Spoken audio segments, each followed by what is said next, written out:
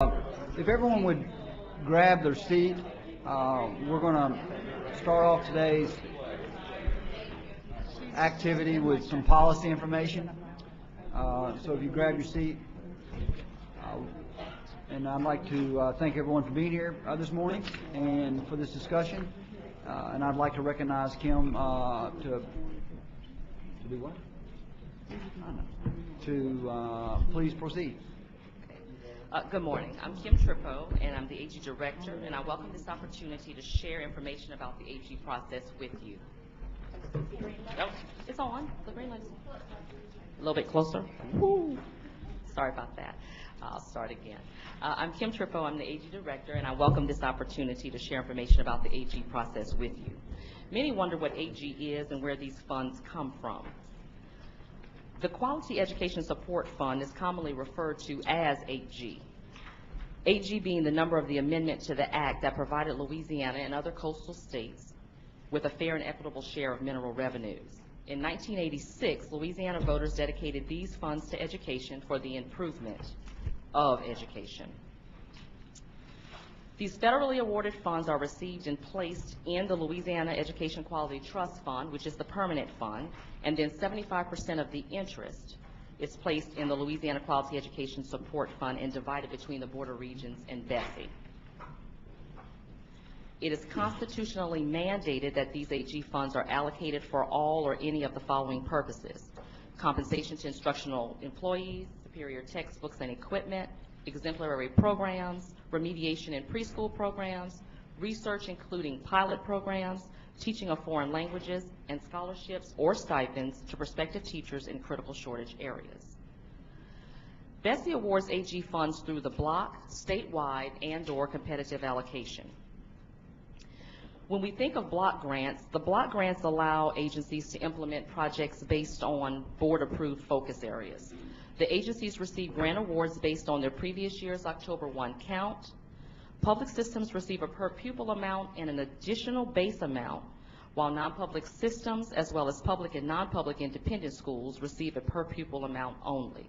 Proposals are submitted and approved by the AG staff. The statewide programs allow agencies, usually the LDE, to provide goods, services, or flow-through funds to schools or school systems.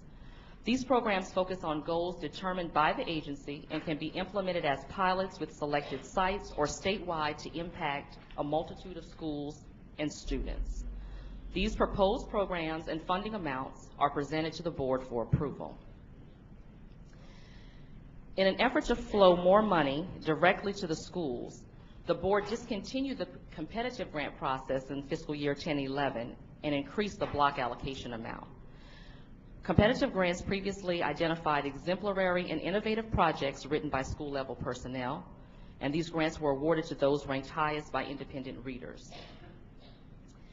AG has funded over 7,100 projects, and over $860 million has been awarded to support many educational priorities such as literacy and numeracy, early childhood education, leadership, and high school redesign. The slide here basically just provides a visual to show the drop that 8G has suffered in revenue over the last 5 years. The 2008-2009 year, we were receiving approximately $41 million. To this current year, we're at $24.5 million. So that also attributed a little bit to the desire to roll back the competitive grants because of the funding. Now what I'd like to do is just give you a snapshot of the 8G process and the activities that are currently taking place in our office. AG operates in the prior year, the current year, and in the upcoming year. Our prior year activities consist of our board compliance officer conducting audits of the invoices and equipment that has been purchased for the 11-12 projects. An auditing cycle has been established so that all agencies are audited at least once every 2 years. Our current year activities, we have projects that are currently being implemented. Staff is providing assistance to agencies with budgets and programmatic revisions. We produce 3 reports, a report to the Committee on Education, a progress to date report, and our 8G annual report. We work with independent evaluators who report on the strengths and weaknesses of the project's design as well as the impact on student learning. As we look at fiscal year 12-13, approximately $11.7 million has been allocated, and we have over 138 grants being implemented focusing on pre-K and proven instructional strategies in core areas and/or technology. For the 12-13 statewide programs this year, again, over $11.7 million has been allocated, and we have 13 statewide programs that are being implemented. Kim, can I interrupt for 1 second? Can you go back 1 slide real quick? Explain again for members and myself, maybe not for members, maybe for me. At the bottom, the two, what are those two? Explain the difference in those two. Okay. Our block LEAs, those would be our districts, our parishes. And what I was trying to show there was the average amount of their grant awards and what their common expenditures were, such as salaries, because most of them are using it for the pre-K focus area. And then the others are public and non-public independents. That's their approximate grant award amount, and they're used. That's the school level, correct? Correct. Okay. Correct. That is that's for our blocks, so that is for the school level. All right. So that would be our diocesan systems and our charters and those types of things. Okay. Mr. Chair, Yes. charter schools, are they eligible for these, or do they file into the public charter?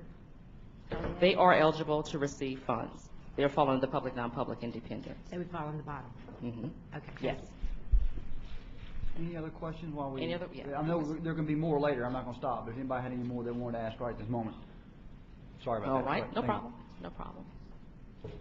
So now as we move into the upcoming year, we're building the budget for 13-14, and that has started so that you can see I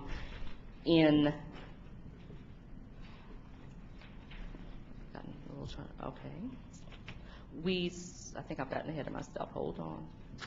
Okay. I'm sorry. We're currently in the last stage of building the budget for 13-14. Last June, we received an estimate of our earnings from the Treasurer's Office. Then we had a public hearing that was conducted to allow our stakeholders an opportunity to have input into the process. Then the AG Advisory Council met to review the minutes of the public hearing and make comments on the priorities for the use of the AG funds. In October, we approved the percentages for the allocation. Last month, we approved the individual statewide programs, and next month, the LDE will begin to submit proposals for their 13-14 statewide programs to the board for approval. Yes. Yes, Holly. I missed both of you. I'm sorry. That's fine. So talk to me about the what we'll see in April in terms of the statewide proposals. Okay.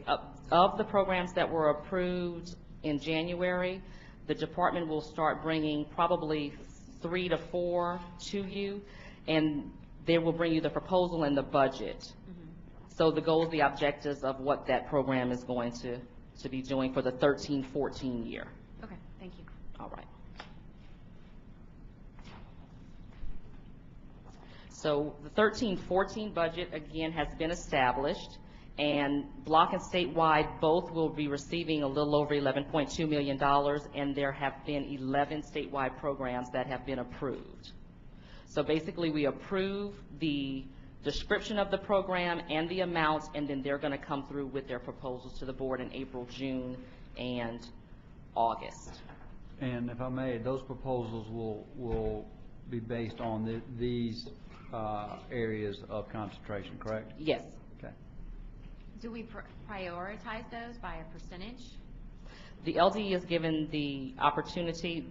We give them their allocation is the $11.2 million, and then they come up with the a description and how much they will need to implement that particular program. Okay, and then while I have you stop, you have the 11.2 here. Where's the rest of the money? Management and oversight.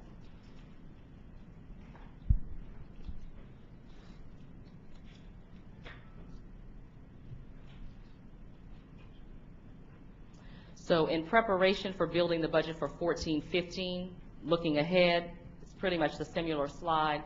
We received the estimate in June of this year. Then we'll get input in August. The advisory council will meet in September.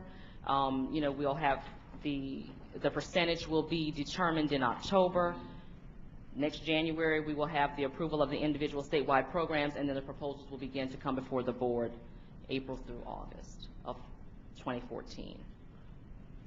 As we move forward, and as I've said, we are working with the LDE. The draft proposals will start coming through for April, probably in the next week or so. We're also preparing for our block application process, and now is the time where we're going to start researching potential focus areas and funding methods for fiscal year 14-15. So it's been a pleasure. I've given you a general overview of 8G.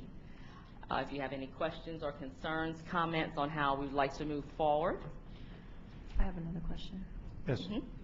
Thank you very much for the presentation. I think it's very helpful. Thank you. The public hearing that'll be conducted in August, can you tell us a little bit more about the details on that, when it will happen, how we will be notified about when it's happening, et cetera? Okay, we usually send notification out. I don't have the date, but at any rate, we send out information to all of our stakeholders, and this is an opportunity for the public to come into the board meeting, and they're able to give ideas about how they think 8G funds should be used. If there is a particular program that they are interested in, this is the time for them to pitch that particular program or support it, one that is currently being implemented. Okay, thank you. This board meeting, they'll come to. Yes, they'll come before, like we have the MFP public hearings, we have an Right. 8G public hearing Okay, thank you. prior to the board meeting. Historically, I don't know that we've gotten a great deal of input. I mean, And we the- probably need to encourage Yes. that more, because we have the hearing, and We have it's- the hearing. Go ahead, I'm sorry. I was going to say, I think the last 2 years we did not have any input. Yeah, so, now that might be due to the static nature of, we kind of had some programs that we were committed to consistently, which I don't think is a bad thing. I mean, Right. if we thought they were good the year before, We should. maybe, I would assume they're good. That's not necessarily a good assumption, though. And I've heard some on the board wonder if we've got the right focus on these particular things. So I think that's part of the reason we're having this presentation today, so that every board member is aware of the timeline that we're facing. Okay. And if we want to make consideration for a different way to do this, now, the process, now when we have a chance to influence that. So, I don't know if that helps or not. That actually very much helps. Thank you. Mr. Wagasback. I'm just wondering, do any of these dollars go towards special education programs? I think that they will. In past, they haven't specifically gone towards special education programs. We do run competitive grant programs that go to the districts using IDEA funds for special ed, but I think that actually you'll probably see this year a greater focus on that. That's good. Thanks. Walter Lee. The 8G program has worked especially well in the past. It's really been a blessing to this state with so-called extra funding that was not, didn't have a lot of strings attached, which gives a lot of flexibility to both the Board of Regents and Bessie Board, and it also permits the State Department of Education to develop some lagniappe statewide programs that they could not do otherwise. And it provides funding, even though it's by category, to local school systems, particularly early childhood education. And I think that's been a real blessing. So I appreciate the work that you do with this program. And I think it makes a difference. I think it's good that the board has the opportunity to engage in getting input, making decisions about categories, and how to provide something, I'm calling it extra, but it's really just basic needs for children with some funding that many states do not have. So it's good. Mr. Thank Chair? you. Mr. Dio. Yes, Kim, thanks so much for informing us. It's helpful to understand the timeline to be better prepared for that. You presented that there are audits that are taking place financially. I'm curious, what is there anything in the process to measure the performance of the different grants and a report that comes back to show how effective the dollars were spent relative to meeting the goals of the different grants? We do have an AG annual report. Our independent evaluators go out and they do provide evaluations of the programmatic piece of the program, and they're given a score as to how well they were able to meet their goals and objectives. So that part of the grant process is to identify the goals and objectives? Yes. Okay, thank you. Mr. Gill, if I'm going to follow, something we ought to think about as a board is that audit process and how do we judge the effectiveness of some of these programs that we should judge. There's two parts to the audit historically, and correct me if I'm wrong, Kim, that's been reported. Basically, that the money was spent where we said it was going to be spent. That's obviously important to know. And then the second one, there is a somewhat of a qualitative and quantitative measurement. My instinct is it's a very broad, and I don't know if that's wrong or right, but that's my characterization of the accountability that's tied to it. And I don't suggest it should be one way or the other, but just as we again consider moving forward this year, one of the things you will look at when you get to consider these grants is what is the measurement going to be for success? And we haven't spent, and again, I don't want to suggest they necessarily need to be changed, but I don't know that we've really looked at that in much detail and scrutiny the past few years. And again, I don't mean that to cast dispersion on what's been done, but that's something, an area, I know everyone on this board and others have expressed some interest in, how, getting into how does 8G work and how can we make it work most effectively. And that's certainly one area we may want to consider. Ms. Bradford. Thank you, Kim, for the work you do. And I want to echo what Mr. Walsh said for non-public schools. This is a lifeline sometimes for non-public schools to be able to do those extra things and to increase those programs and things that they desire to do and where funds are short. So AG is a very important part for non-public schools. Secondly, I want to say that this is one of the most audited programs that I've ever been associated with. We had someone come, it seemed like every time we turned around, checking out, making sure what we were doing was right, what we said we were doing. We did in our reports have to have some accountability as far as success and what we were able to accomplish.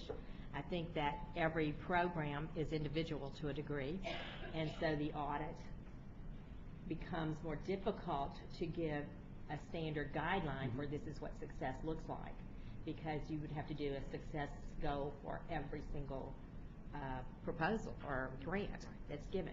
Not that we don't think, I don't think anybody's afraid of that, because like I say, we are audited in this program. We have done a very good job in the past of making sure that this AG is being audited with on-site visits. And so certainly it's something we need to look at, but I want you to be aware that it is being very well managed at this point. Ms. Bovee. Thank you. So I have to ask, because I hope that I'm getting this wrong, but I think that I'm right. So we had a $24.5 million allocation in maybe 2012, 2013, and then we spent $11.7 million in terms of. I'm going to tell you you're getting it wrong, but go ahead. Well, I know where you're heading. Go ahead. So did we spend $11.7 million on grants and then spend $12.8 million on management and oversight? Is that correct?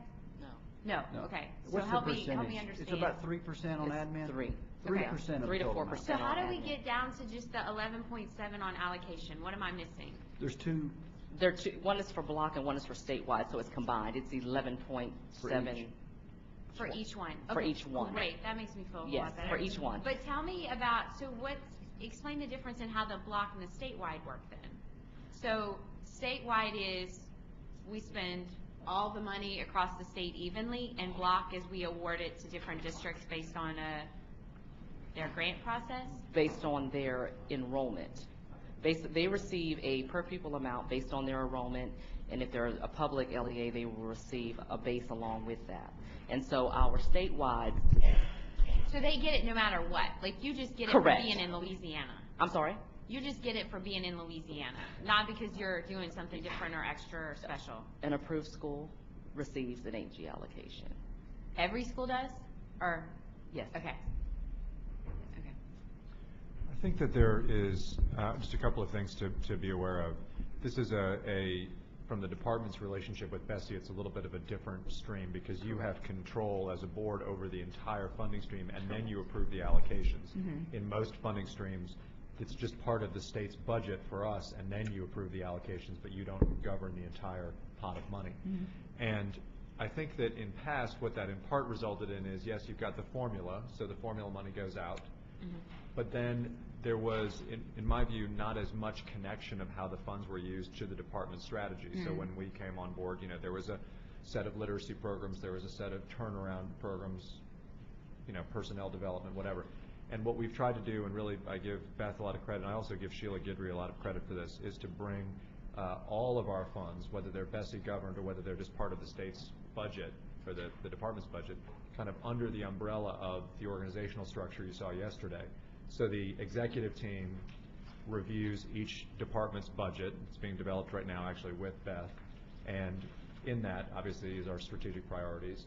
We then say, okay, that's how we're recommending the programs be allocated, and then we come to you for the allocation. So I think from our perspective, what's important is being able to work with Ms. Cope and the Bessie staff to kind of create a set of recommendations to you that fall in line with the department's strategy and have been vetted by our executive team along with the other budgetary monies that we're spending. So I thank Heather and your entire team for working with us on that. That's a difficult process, but very valuable. Mr. Lee, I also would like to express a deep appreciation to Cameron and her staff for all the work they've done, and to reiterate what Ms. Bradford said, it really is for all schools, public and non-public, and we have been most appreciative. I've been very much a part of writing some of those block grants, and I know what it has done for us, so I thank you. Mr. Wagensback. A couple questions. Yesterday, superintendent had some examples of different parish by parish, allocations on the special education difference in the formula. Do you have a couple examples here of amount that goes to districts? Just so I can get a rough amount of what we're talking about here. Jerry is our accountant. She's going to come up. Thank you. So I didn't bring the list with the individual schools, but just as a whole, like our allocation out of the 11.2 million that's for block, about 8.7 million will go to the public school districts, and then like our diocese system, it's about 668,000, and then like the charters, they'll get like the type 2 and type 5s, 85,000, 225,000. So the majority goes to the public school systems, and that's about. And when those districts get that block grant, is there a lot of flexibility in how they use it? Well, it either has to be used for pre-K or the other focus area that we have, the instructional strategies. Right. There are predetermined focus areas that they have to use, those funds. As a district level or as a school level? At the district level. Well, so it depends how the district does its budgeting. If they do school-based budgeting, they'll be at the school level. Okay. Yeah. And so is it more common that it's kind of the issue we heard yesterday that the district gets a certain amount, and it kind of depends on the district's priorities whether they allocate to a certain school? Yes. I mean, and I think that different districts spend it on pre-K. I'm imagining that pre-K is the largest single expenditure of 8G. So different ones spend it to complement their LA4 funds. But it's also true that if you asked a principal, other than pre-K, my sense is most of them wouldn't say, well, I'm spending my 8G on this as opposed to my general fund on this. That's not, you don't hear that very often. And well, I would just, again, with special education being a hot topic that we've talked about, just one idea I guess this is for districts to consider maybe. If you look at some of the early intervention strategies that are out there in communities, a lot of times you'll have ABA therapy, speech therapy. You'll have certain therapists like that may not be employed by a school, may not be employed by a district, but are in different communities and providing that type of assessment. And early intervention is not only critical, I think, to trying to get ahead of some of these challenges with these kids, but also it gives an early warning sign to systems, to schools, to educators of what's coming in the pipeline to them, allowing them to put together their team in place to best treat that student's needs. And so if we're focusing some of these dollars on pre-K, and again, this is probably just an urging of districts if they're listening, it might make sense to figure out if there's a way to use some of these dollars to bring in a certain speech therapist or ABA therapist early in that pre-K and do an assessment. Come in and do an assessment and figure out, of these kids in our program, how many do we think we're on the spectrum? How many do we think we may have some speech delays or reading delays or whatever? Because it may allow you to target some early intervention, but it also may allow you to prepare your pipeline in first grade, second grade, third grade, so you can prepare for those kids. So, you know, you're not caught blind as you come in. And so, look, I know there's a lot of needs for a lot of dollars and all that stuff, but it sounds like this could be a way to supplement an existing allocation in a cost-effective way. So, I appreciate you volunteering yourself to be on the 8G working committee, Stephen. I'm ready, baby. That's critical. Remind us. You're going to assign me to something, so I just soon put my head up what I want. Remind us of the timeline, because one of the things I think what Stephen's really getting at is the areas of concentration that we would indicate to districts that we would be willing to grant monies on these items. Remind us again, I know you showed us the timeline of when those areas of concentration would be given to districts. And when would we discuss it? You would begin discussing it after the public hearing in the In AG August? Advisory Council. So August, September would be the time when we would begin to speak about it, so that in October, normally the focus area goes out. Yes, so Stephen, or Mr. Wagensback, one of the reasons we wanted this today is for all the members to review how we do 8G, because we all get frustrated that it seems like all of a sudden you show up and you're making a vote on 8G and you didn't have time to contemplate it. We wanted you to understand the process of how this works and start thinking about areas of concentration that we might want to consider that we're not currently considering. I don't want to put down any of the areas that we're doing now. As Mr. Lee said and others, you know, 8G has served a lot of purposes and done so well, but given our financial constraints in our state, it becomes even more important, I think, that we consider those areas of concentration very carefully and make sure we're putting those dollars where we want them. Yeah, I should make one final comment on that. I appreciate it very much. This has helped me understand this a lot better, so it is a good process for Bessie. But I think also it's just as important that we have this information accessible and understandable for parents and educators, because a lot of this is district by district. They're going to have to make a decision. How do you use some of these dollars to supplement a need? And what we heard a lot yesterday is, I think there's a false impression that a lot of these dollars are driven down to the student level, and they're not. A lot of this goes to an allocation to decide to give to the district, and then at that point the district has to make some decisions on what works best for their schools within their district. And so I think it's good also to educate parents and educators of some of the options here, so they can work with their district budget managers and say, hey, look, I understand the formula may say this, but don't we have some 8G dollars? I have an idea. You could supplement something we're doing here. And I think that type of healthy dialogue at the local levels will be more effective than anything we talk about here, to be honest with you. Ms. Jones? I think that's a great point. I would just want to know a little bit more about the composition for the 8G Advisory Council.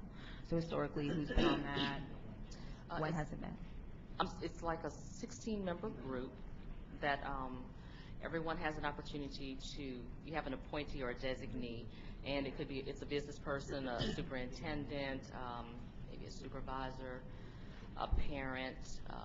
So there are a lot of different, I can give you the exact composition. I can share that with you and also let you know who your representative or designee is. And how does the HE Advisory Council then interact with our board, with the stakeholder sort of public meeting? Can you explain more about the input process? The Advisory Council meeting takes place September, October, and when it takes place, they meet here in the building, and they sit down and they discuss and throw ideas around regarding what the focus areas, what they think the focus areas should be, how much money should be given to each allocation and that sort of thing. So it is a public meeting, and you know, people also do make public comments during that Advisory Council. And how are those designees determined?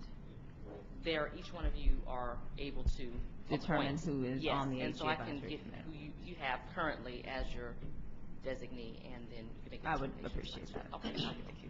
And Kim, just to clarify, we don't have anything against us getting that group together earlier or meeting more often, right? If the board wanted to get that group together earlier and have them meet more often. Once a year. I'm sorry, say that. No, I said we normally meet once a year, But but there's I don't nothing see there's prohibiting nothing us that from prohibits having it that. from occurring on a more regular basis. Ms. Bradford, I think, and then Ms. Beebe. Kim, just to decide, I'd like a list of the roster for that council as well. If you I could. can send it to the entire Okay. board. I think part of it is, most districts do some, have a 8G conference at some time that you have to go to be able to participate. And so I think there is an attempt at getting some of that knowledge out to at least educators. I don't know about parents. I also think that when we're looking at this for areas of concentration for next year, we have to remember that some people have built their programs for 4-year-old pre-K or something on this money and the guarantee or the thought of the guarantee that money is going to be there. So I think we do need to kind of not go crazy, but just be aware that we don't want to jerk the rug out of from under some districts who've already planned this. Now, this is a random question, and I don't know if the superintendent or Joan or Stephen, you might can weigh in on this. I saw somewhere a report about how most of the states around us get lots more money than we do. And so I just wondered if we have ever looked into that and if there is resolution, or are we pursuing a bigger share of this money from the original? Anybody know anything about that? Not really. The only thing I would add is there is a debate in Congress that has been going on for a number of years about the amount of royalty share Louisiana gets as compared to other states. Right. And Louisiana has a very passionate argument that we have not gotten our fair share over the years as compared to our neighbors to the east and west. That debate's still going on, and there's efforts by both senators and members of the House to try to push that along. And so if that ever became successful, I think you would definitely see a program like this benefit from it. So is but there it's not really, it's out of the control of this board and definitely the legislature. Any lobbying ability that we could lend to help? Anyone we should contact to say, go get them? I think citizen voice is the best way to go about it. But also, if the education community here, stands up and says that and gives support to our delegation, it can help. It's just, it's a tough battle for the delegation up in D.C., but it's been one that's been going on for a number of years, and hopefully one day, they'll be able to convince It still them. continues? Yeah. It's still going on? Just as most debates in D.C. do, it's still going on, yes. Thank you. Ms. Beebe. Good morning. I just wanted to say I can appreciate the discussions and just want to reassure you that at the district level, we do have conversations about the expenditure of funds or budgeting and so forth. And just to piggyback on the comments made by Ms. Bradford, we do have the established programs in place.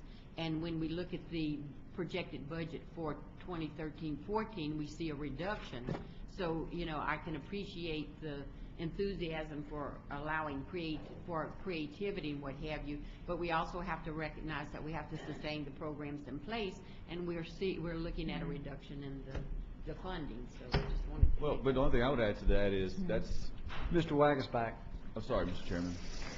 The only thing I would add to that is that's the same challenge facing every state and every agency and the federal government and all that stuff. And I think, we have to always keep our eye on the student and the teacher and the parent, and not necessarily the program and the method of delivery. And so we may have fantastic programs today that are doing fantastic work, and as we continue to study it and look at it, we may find ourselves a couple of years from now with a more efficient method of delivery. And so I am completely sympathetic to that. I would just encourage, I think what I heard yesterday a lot was maybe there's not as much understanding down at the parent and educator level of how those budget decisions are made at the district.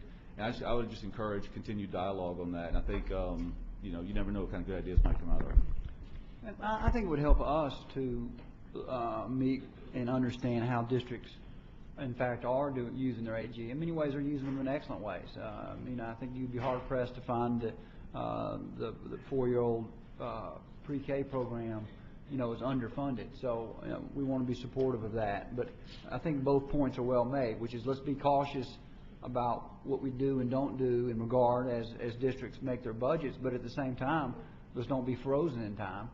Let's make considerations. So, and I do think that, thank you, Mr. Chair. I do think that originally these proposals were for jump-starting, perhaps, an area, and not necessarily for a permanent source of funding. So I'm talking out of both sides of my mouth, I realize, but I do think that's a valid observation as well, that these were, if I'm not mistaken, I've been doing this a long time, that they were really more for moving us into that area and not for permanent funding. Can I make a suggestion to staff? I think we should have an 8G meeting sooner than waiting. We need to change the pattern of behavior, and we need to get inputs. We may conclude that this is done perfectly, and there's no changes we want to make. But I think the sooner we start having that discussion, the more likely we are to come to a good conclusion. So if you would, and we don't need a date today, but let's consider, is there a good time and would that works for board members as well as the advisory committee and others that want to participate, maybe a meeting prior to what we traditionally do. I don't think we had to meet 5 times, but let's go ahead and have a good discussion. I mean, does that seem like something everybody would be interested in? Okay, that'd be great. And maybe you could bring that suggestion to us by the next board meeting, and we'll get it set up. So, Mr. Chair, just to be clear, you want to get the advisory group together? Yeah, and I guess we're not really having a vote. We're not having a board meeting. I'm just saying let's get it. Bring that something to us in April for consideration, or just like just a plan of action on this. Yeah. Yeah. Mr. Chairman, do we Yes. set aside time, because I'm new, you can tell, for a Bessie retreat? We do. We have in the past. I don't know if we have it on the calendar this year. Right now it's scheduled, they're always scheduled in October, which is a terrible time considering when terms begin and end, so, or August, it's August, thank you, Shan, at August, which is still a weird time. So we can either look at that time or look forward and move that date in general. That gives us more extended time to do some of the questions. For one day. Any other? I appreciate the presentation. By the way, Kim, you and your group do a great job with 8G. You're always well informed. You always answer our questions well. We really appreciate it. You know, you're a great asset for this board, and we appreciate all the work you do, and we appreciate your presentation. Does anybody else have a comment, or I mean, I would welcome if anybody in the public would like to make a comment. It's just we have 10 minutes before our board meeting starts. Yes. I just want to thank you. I appreciate you've answered a lot of my questions and helped me understand how we're spending this money, so I appreciate it. You're welcome. Mr. Monahan, would you like to add anything, or are you? All right, thank you. I appreciate it. If there are no other questions, then we will. Oh, I'm sorry. Yeah, you would. Sure. Would you just sit? That'd be great.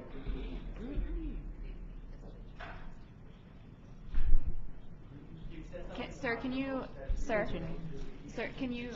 turn on the mic and state your name? Oh, there we go. Okay. I have to be trained. It's been a whole day since I've done this. One of the things I want to show you is... Your name, sir. Your name. Oh, I'm sorry. What is it? Charles Michel. I'm supervisor of special ed in Lafourche Parish. Parent, husband, son, uncle, you name it. In pre-K, a lot of these, we are able to use a lot of our AG funds in combination with other funds to be able to have a pre-K program for most students. Until a couple of years ago in Lafourche, we did have universal pre-K, but with budget cuts in this and other funding sources, we now have a waiting list. However, the reason I wanted to get up here with you is to let you know we do a lot of the things that you were hoping that we would be able to do with these funds. We have speech therapists that are assigned to students to provide what we call response to intervention in the area of speech and language for pre-K students to make sure we can identify and more hopefully ameliorate the problems before they become identifiable. So we have a lot of proactive measures in place for that, and quite honestly, we view preschool as the RTI of getting into school. It is the intervention, especially for our special needs children. So in consult with all of the funding sources that we have, plus some monies that we have through the IDEA budget, we're able to provide, in my opinion, a very adequate pre-K program for all students. I am very glad to hear that, and I'd like to learn more about it, to be honest with you.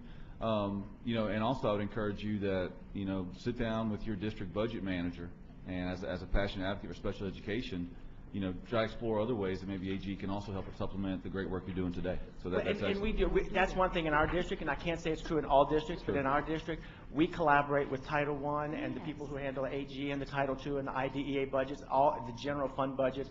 We really do work with that because we work the money. We want to make sure we can get the biggest bang for the buck for the most kids that we can. It just gets, as you know, it gets more challenging when you have more students, higher needs, and less money. But we are a team, and that will not stop regardless of how little money we get or how much money we get. But I want to let you know, pre-K is working. It is alive and well, and the teachers and the parents and the administrators in our district are fully aware of the benefits that we get from this and other funding sources like it. That's great. I mean, I think early intervention is the number one goal of all of this. That's great. Absolutely. We agree with that completely. Thank you. Okay, thank you. Thank you, Mr. Michelle. Dr. Michelle. Thank you. Uncle Michelle. So no further comments. Again, we appreciate the presentation.